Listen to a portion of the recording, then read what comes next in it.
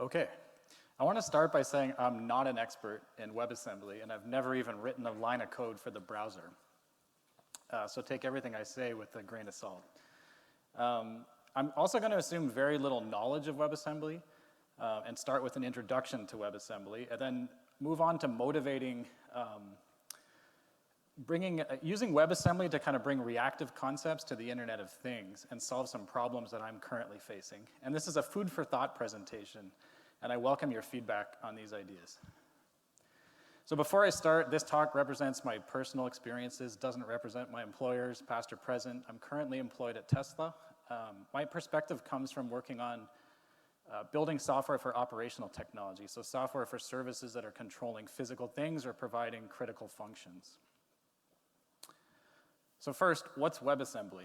It's a portable binary intermediate language that can be targeted from various programming languages and execute on different platforms through a virtual machine.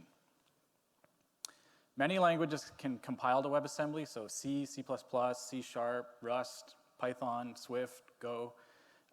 It is somewhat unique in how many languages can compile to WebAssembly, but the idea in and of itself is not unfamiliar to us, right? Scala, Java, Clojure all compile to Java bytecode and execute in the Java virtual machine, and all the .NET languages compile to the common intermediate language and run on the common language runtime. So this idea is something we've been working with for a while. WebAssembly was released in 2017, and it's now supported by all of the popular web browsers. It was originally developed to enable high-performance applications in client web pages. So you could write really efficient code in C++ and then execute that in the browser. And there's these kind of prominent examples of, I don't want to say legacy code, but applications that have been around for many years being ported to the browser, including Google Earth, Adobe Photoshop, and Autodesk AutoCAD. And if I understand correctly, all three of these cases, WebAssembly was porting, decades-old C++ to run in the browser, a much more, flexible and portable environment. And these companies maintained their significant investment in the code that they already had. But WebAssembly has also become much more important for things other than just like porting legacy code. The web's a really dangerous place, right? We download and run untrusted code all the time in our browsers. And WebAssembly has a very unique sandbox security model that's attractive. The size of the binaries are also important. If you're on a constrained network, the faster you can download a binary, the more reactive your application is going to be. And it's also important that that binary execute quickly and not over-consuming resources so that we can build responsive applications. And these are all characteristics of the browser that are really attractive for the Internet of Things. I want to expand a bit on WebAssembly's sandbox security model. This is a really important feature of WebAssembly. First, the host is in full control. The host grants access rather than restricts access, so it's not a permissive model. And the basic instruction set basically only includes pure functions, math on memory. That's about all you can do.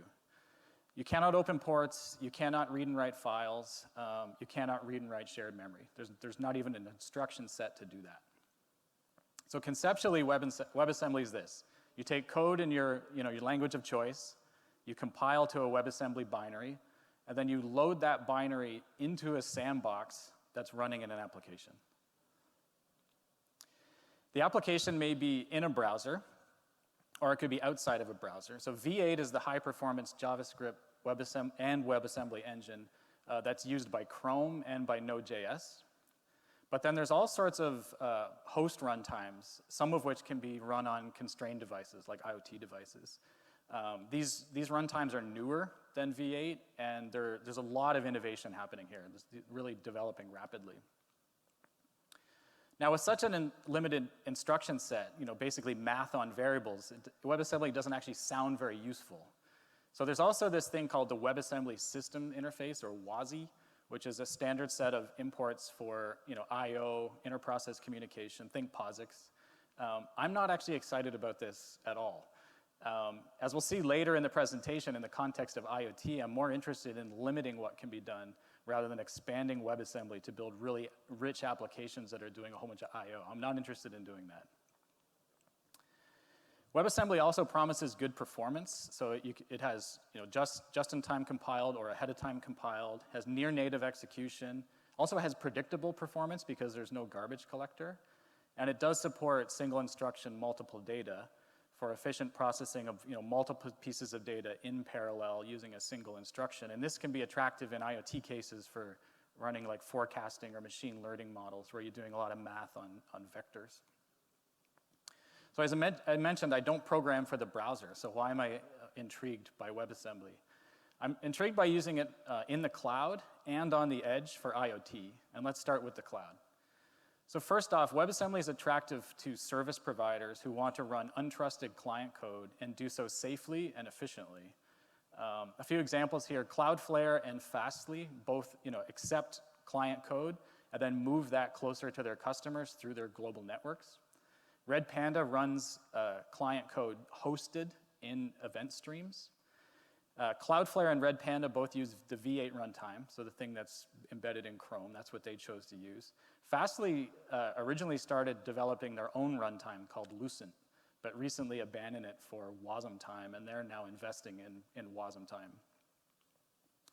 So the second thing that's attractive in the cloud is WebAssembly can be used to abstract the runtime. And I need to take you on a bit of a detour in order to motivate this problem, but it's a detour that Jonas has already hinted at in his talk this morning. So this is really a problem of a concordance. And concordance is this tension between agreement and consistency, as well as allowing diversity at the same time, but still understanding what's where. So we used to build services and manage the whole stack, right, from the hardware all the way up to our application code. And then with the introduction of virtualized hardware and the hypervisor, we could run many operating systems on that host. And this is where we are today with containers and orchestration, declarative management.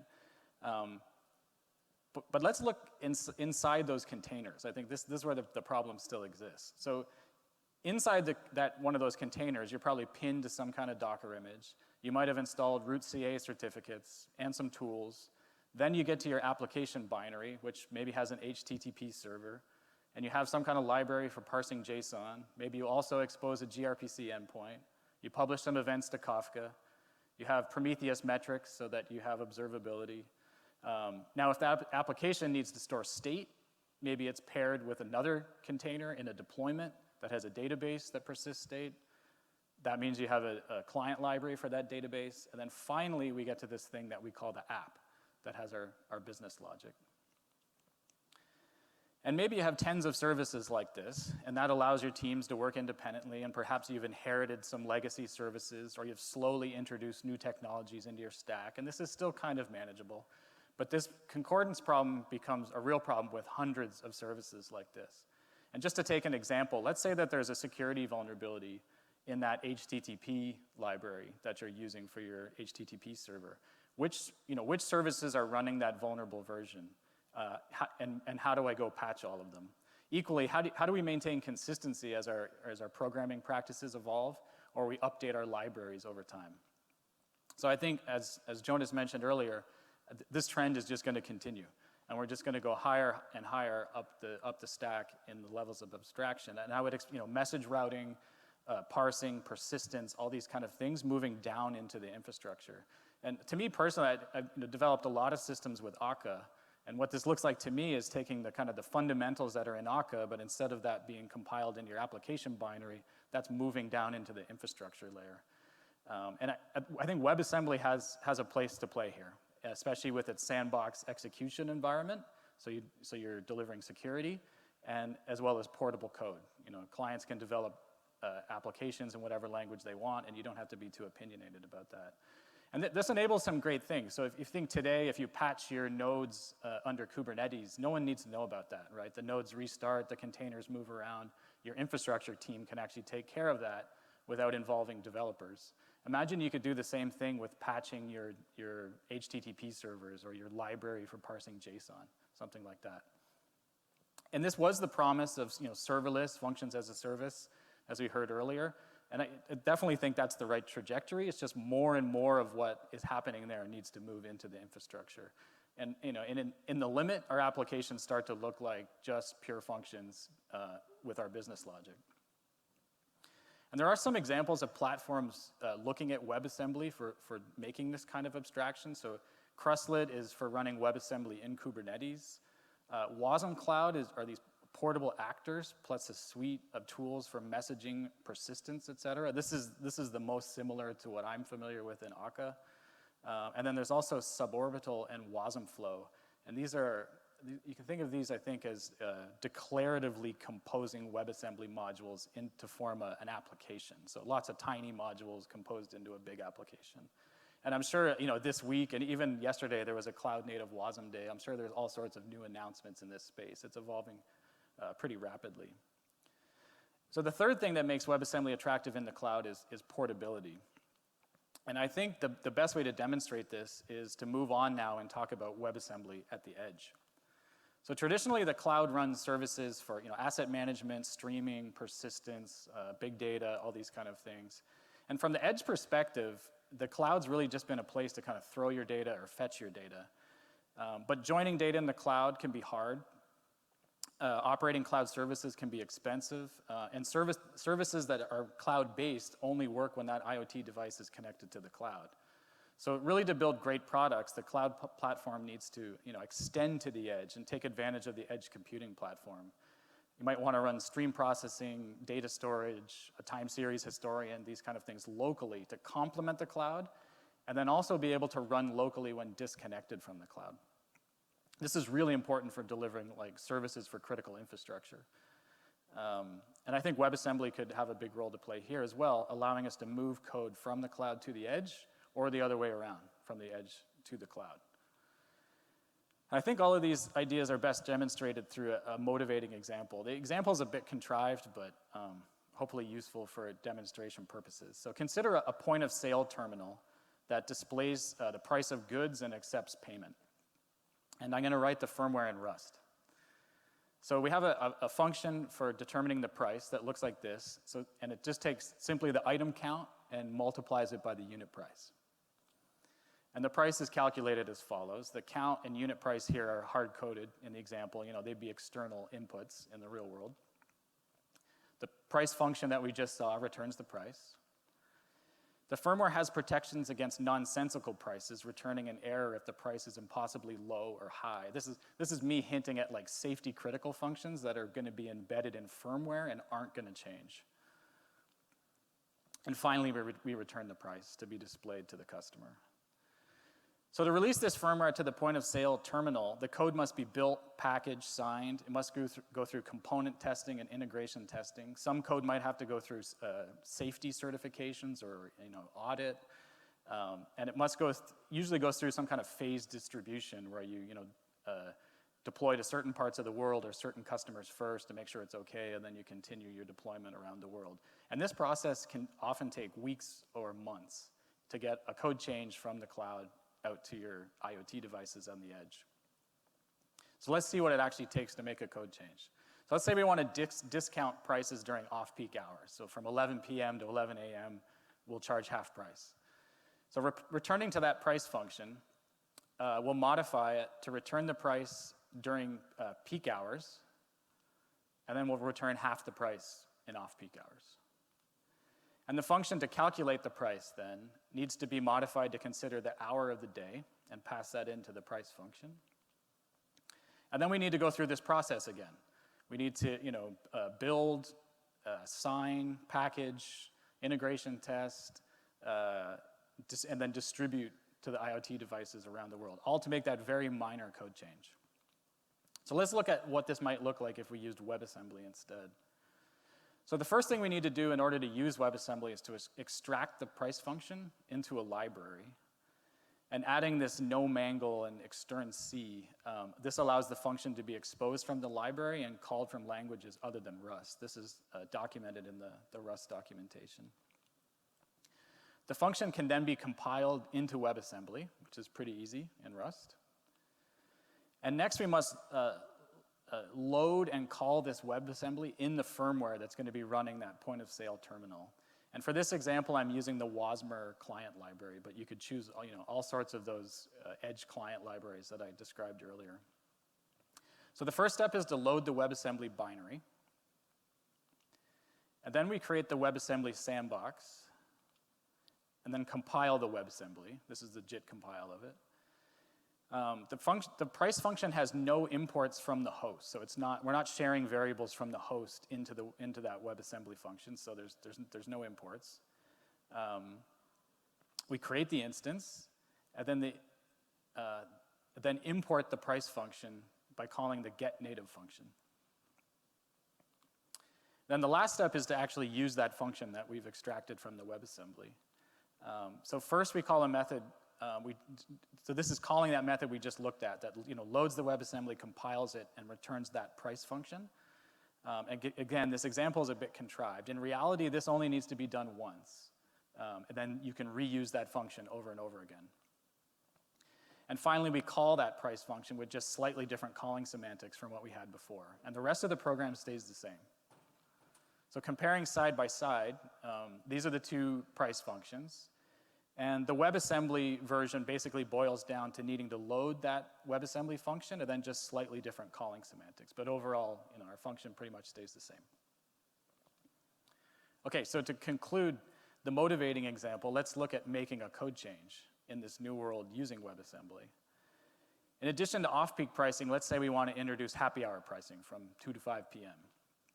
So the price function is updated to only return peak prices during these times, and otherwise the price is discounted by half. We compile the WebAssembly again, and then it can be used without any code changes to firmware. This is the really important part. The new WebAssembly function must be reloaded, but otherwise there's no code changes that need to be made to that edge IoT device. And this is the key point. This is the climax of the presentation right here. No changes to firmware. So one of the challenges is redistributing that WebAssembly itself. We need to somehow get that to the edge IoT device. Now that WASM code is only about 300 bytes, base 64 encoded, so really tiny. And why not take advantage of desired state configuration in order to distribute it? Because that's basically how IoT devices are usually managed. There's some kind of desired state configuration that's synchronized from the cloud to the edge.